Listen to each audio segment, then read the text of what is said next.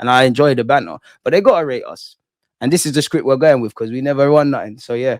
49, 49, Lewis Kelly. Love this guy, man. Lovely player, mate. The fans are everything in football. It's so important that we're here today and that they were here today and cheering us on. We're so grateful. We told the manager before we wanted to get a win in the last home game of the season to give the fans something to cheer about and be positive. So it's important we won here today. Fair enough. We've been conceding goals, so it's important today that we got a clean sheet and a good win. We've been conceding goals. Oh, regression. Our objective today was to secure Champions League and to push on for next season. We've got a group of players who truly believe we can go all the way, and that's what we need and want to do.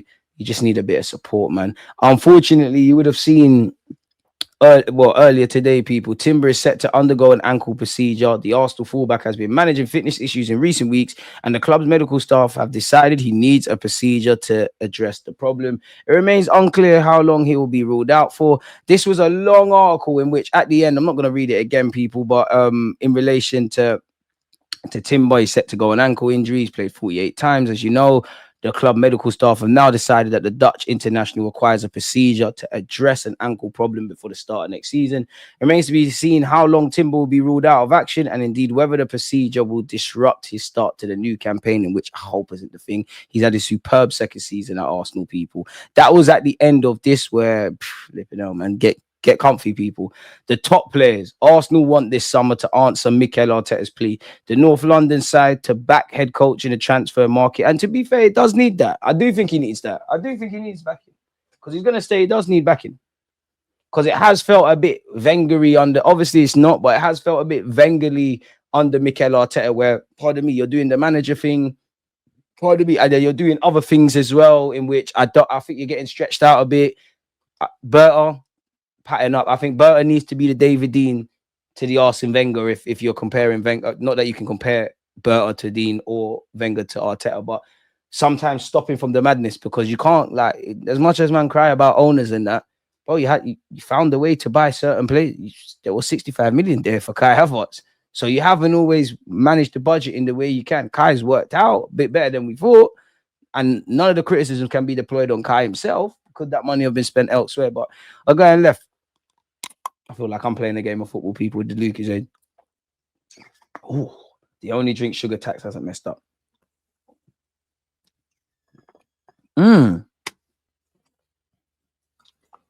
Nostalgic, man. Nostalgic. But anyways, we got a job to do.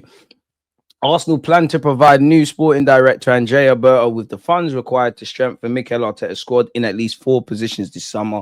Arteta feels he has been short of options this season, and Arsenal now want to add depth and quality ahead of the new campaign. On Sunday, Arteta challenged the Arsenal executives to do what they have to do in the transfer market. The need for additions is especially pressing because they are losing at least 4 and potentially 5 senior players following the expiry of their contracts or end of their loans, as we know. Arsenal's intention to sign a new striker is well documented, but they also hope to strengthen in the goalkeeping and midfield departments, as well as hopefully adding a new winger and potentially defender too. Berta, the former Atletico Madrid executive, has been hired in large part because of his experience of negotiating and completing deals in a variety of different contexts. That good old word, context is. We know what he'll be tasked with. Let's see this. Arsenal feel they're in a strong position with regards to financial regulations, especially after a net spend of only around 20 million last summer. But supporters should remain mindful of the fact that they have posted a combined 150 million of losses in their last 3 financial statements. They can invest heavily, but not recklessly. I hear that. For all the talk of a new centre forward at the Emirates, it's highly possible that Arsenal's first move this summer will be the signing of a central midfielder. Arsenal have been confident for some time Zubimendi, a top target for Liverpool last year, will join them from Real Sociedad. We all know he's got a 50 million release clause, people. He's 26 years of age. We all know what he can bring. We're in need of a new midfielder because there's still uncertainty over Partey. Will he stay or will he go? Should I stay or should I go? Anyways, Jorginho's cutting. Partey's played 50 times in all comps for Arsenal this season. crazy. Apparently, the Telegraph Sport understands his priority is to remain at the club for at least another year. However, the 31-year-old's high salary, age, and poor fitness record over the past few seasons makes it a complicated situation. If Partey does not stay at the club, it's possible Arsenal could target a second central midfielder alongside Zubimendi. Alternatively, Miles Lewis Skelly, 18, may come into consideration in the midfield position after his breakthrough at left back. Skelly, as you know, played as a midfielder. The hunt for a forward. This will be the third consecutive transfer window in which Arsenal have wanted to strengthen their front line with a new centre forward. Last summer, they were considered by industry leaders to be the front runners for Sesko before he instead chose to stay in Germany. But imagine what would happen if he just said, you know what, F that, I want to go Arsenal this summer, which would have been last summer. And yeah, we tried to get Ollie Watkins. It didn't work.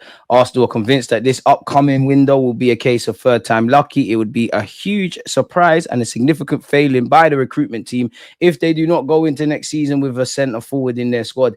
We're not getting Isaac. We're not getting Isaac with that. So I'm not even going to waste time with that. Gyokeres, an international teammate of Isaac with Sweden, is a more affordable solution. He has scored a ludicrous amount of goals for Sporting. He has 51 goals in 51 matches and could be available for 60 million. Sesko remains on their radar too, and it helps that Arsenal put in plenty of the work on him a year ago. Smash the like button and subscribe if you're new. The 21-year-old is a powerful and multifaceted forward who has scored 21 Bundesliga goals this season, but he's still developing as a player. He is far from the finished article.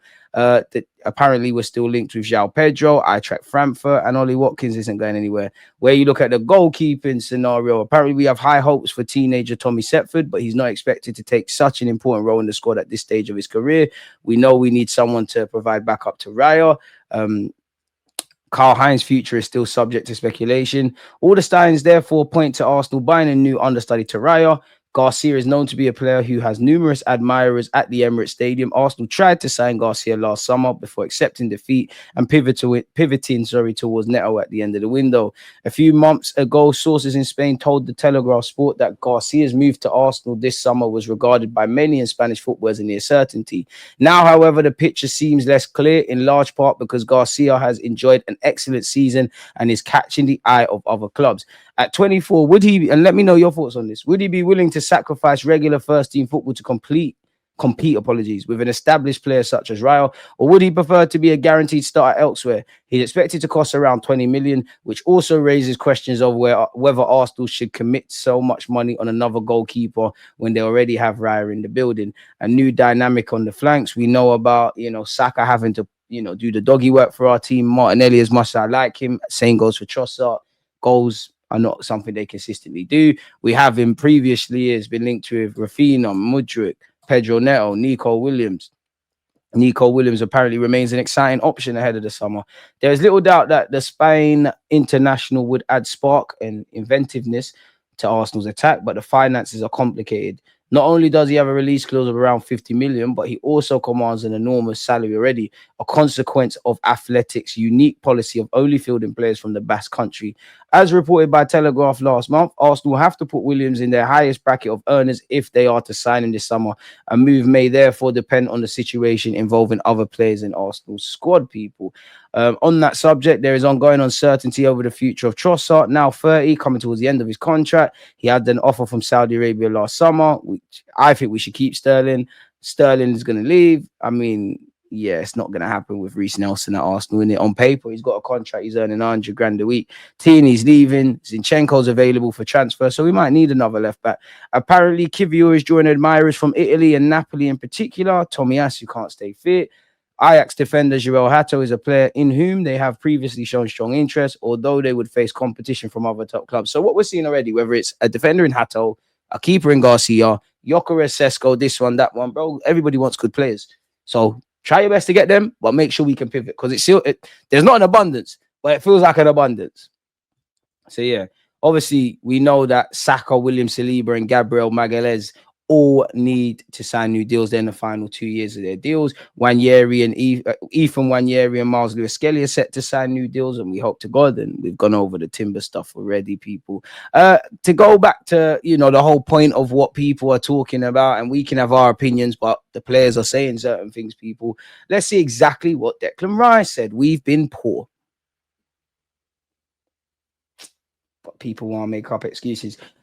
We've been poor by our standards in the last few weeks in the Premier League. We went so hard in the Champions League that our form dropped in the Premier League. That happens sometimes. But Newcastle are such an informed team. We've lost 3 games to them this year. The manager's message before the game was clear: make it personal. I think we did today. Yeah, you saw the scenes after. The first half was a bit of a slow start, but we grew into the game and we showed that grit, and 3 points at home. It was a nice day to top it off. I hear that, man. What has Declan Rice also said? We're Premier League footballers. We have to be at that level every single week. We felt like we had such a good chance in the Champions League, and with the league, it kind of slipped away a few weeks ago. It was really tough to take, but today the win was massive, and obviously Newcastle was such a good side. We love to see Rice adding goals. I must admit, I'm fully on board with Rice in the 8. About time I started scoring frequently. I liked that finish a lot, where I can whip it on top of the ball across the keeper. It was a special moment. I'm really happy. Rice, baby, man. After coming so close last year in the Prem, this year we were, by our standards, poor. Let's be real. Thank you. Let's be real. To go out of every other cup competition and Champions League with the team we've got and the manager we've got, we need to be competing for titles, and we can't be taking anything for granted. Next year we'll be back for more. We'll strengthen in the summer. We'll sign more players because we're probably only going to lose a few as well. We're going to come back stronger next year, stronger and hungry to win something for this club. That's what we all want. We have to start creating our own history. How do you do that? You got the moments. Let's do the rest. After coming so close last year in the Prem, this year we are, by our own standards, poor. Let's be real. You think I'm going to argue with you? Allegedly, Arsenal have informed Max Dolman he'll be part of the first team squad next season, which is great. You'd imagine he would go with the boys in pre-season. We've got the under-17s championships, which I need to watch. They're actually starting today. We will be doing watch-alongs around that. Surely he's not going to be in the squad for that then. I don't know. We've got to take our time with Max Dolman. It's impossible not to get excited. Odegaard, he shouldn't be smiling, you know. He shouldn't be smiling. I can tell Max Dolman's read the 48 Laws of Power.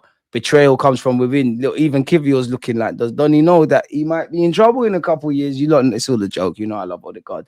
And look at Zinchenko. At least Zinchenko's focused. Hey, Zinchenko's actually in his defensive shape for once. Crazy. But yeah, banter aside, we'd want to see that. Congratulations to Saliba. You would have seen this season. He's now played 100 games in the Premier League for us.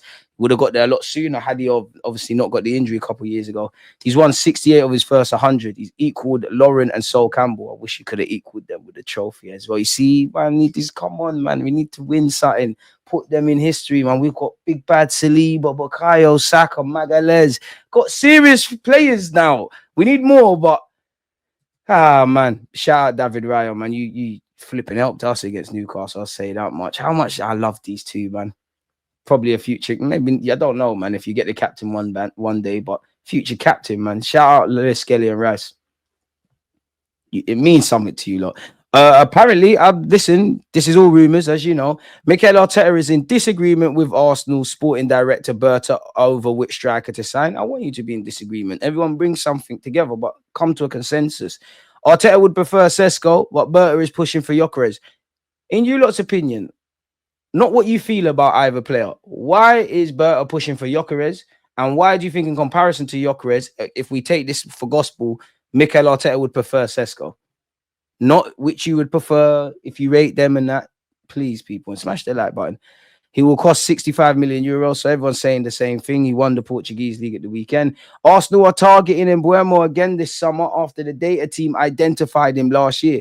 Allegedly, talks are progressing between the club and Mbeumo, but other teams are in for the Cameroonian. Hey, I know you play for Cameroon, but he was doing the French thing. Mbeumo, I know you must watch my videos. I've been gassing you. Of course he doesn't, but please, I need this. You, Gyokeres, I'm cool, you know. Mbeumo, there's something here. Trust me, Mbeumo. Join us, man. Gyokeres was in tears. Trossard's future at Arsenal is still undecided, and his very open situation. Berta has recently held talks with the Belgium's camp. 17 assists, 62 goals in 56 games. You're not going to get those madnesses for Arsenal. I hope so. I just don't think you will. But even a small percentage. Arsenal, Chelsea, Liverpool are all interested in Benjamin Sesko. None will meet Leipzig's asking price of over 84 million. Arsenal apparently are working on a deal for Rafa Leao. What are we saying for this, people? Rafa Leao is one of the players Arsenal been looking at. They've been looking at him since the start of the season and potentially beyond that, because it's a position they are aware they have problems in. These decisions are made in the background over a period of time. They're not reactionary. This clearly, I don't want to be disingenuous, but when we got Trossard and we tried to get Mudryk, yeah, weren't that the season that I could be wrong about all of this, but weren't that the season Martinelli was actually prolific in front of goal? So we've known we've needed that, and obviously we've tried for Rafinha before. So we've been knowing we're trying to get this. The striker thing's been there as well, and some people at a point were saying we got Kai, who's gonna play there? There's no one on the market. It's in the time that's passed. It's not gonna hold no more weight anymore. It's either we make decisions, get things over the line, or make excuses and live or die by those things. They've been working behind the scenes, scouting him and figuring out what it would take to sign him. He's very direct, quick, and skillful, which is exactly the type of winger they're looking for. He likes to go at his man, stretch teams, and make a difference going forward. I think Arsenal have lacked that type of player this season because apart from Saka, they don't have decisive players in the final third who will make a difference, asterisk, on a consistent basis. What has Romano said about Gyokeres? What else could you say? They still have to play the Taca the Portugal final in the next few days before closing the season. Gyokeres always wanted to be super respectful, and this is why respectful is the crucial word. This is why Gyokeres will be available this summer. He's going to leave Sporting because the decision has been made, but the respectful is the key word to understand why he's going to be worth less than the release clause. And obviously, it's not about what we see on the pitch, because probably on the pitch, he's showing that he's worth more than his release clause. Fair, to be fair. The player is available for something of around 65 million because 1 year ago, many teams wanted him. Gyokeres accepted Sporting's position to keep him for one more season. Fair enough, a gentleman, mate. Fair play, geezer. What else have we got? Talks are progressing for who? Arsenal are pushing for Mbeumo, as we've seen. Again, there's no way of verifying any of this, but I'm all for it. Man United are apparently in for him. Pardon me, Thomas Frank has said he could leave. I want my best players to stay forever. I know that Brian is very happy to be at Brentford. He's thriving, doing well, and playing fantastic. What happens in the future, I don't know. I've said many times we're a selling club, but at the same time, we have to reinforce that there are 10 clubs in the world who aren't selling clubs. So, of course, if the right price, and that's going to be expensive, is coming, then I'm sure the club will be open for it. But I'm very happy he's here, and I'm convinced that Brian will still be happy playing football here. What do we make of that? Anyone don't want him, Mbeumo? What's happening? What's this in relation to Zubimendi? Silly think piece, man. No, I don't care about that. Big up Saliba, Real Madrid F off. No, I don't care about that. No, I don't care about that. I mean, anyone want Vlahovic? The plan stays the same for Juventus. He'll be sold in the summer. There's no plans to extend, and he's contracted until 2026. West Ham would accept bids of around 65 million for Kudus with Clue. I don't know what that means. Clue, did they mean club? Clue in Saudi Arabia, ready to formalize interest with an offer. Played on the left against Forest. Arsenal, United, Villa are all interested in athletic club midfielder Ohan San. Yeah, cannot pronounce that. Who is available for 80 million euros. Apparently, Crystal Palace are to open bids for Eze this summer with his release clause at 68 million. Spurs are long-term admirers, but Manchester United and Man City are ready to join the race. Surely Musk can get involved there. You lot know I'm a big fan of Ryan Cherky. The dream is free. The hustle is sold separately. He will leave Lyon this summer. The club have confirmed he's the top assister in Liga, top assister in the Europa League. I mean, I'm here for it. Liga, dribble of the year. No clue what that is, but it adds to the agenda. So, yeah. I mean, I don't want to keep going over the Gyokeres thing, but we do kind of hear he'll be offered an annual salary of 8 to 9 million and be available for 65 to 70 million euros. So I guess we'll never know.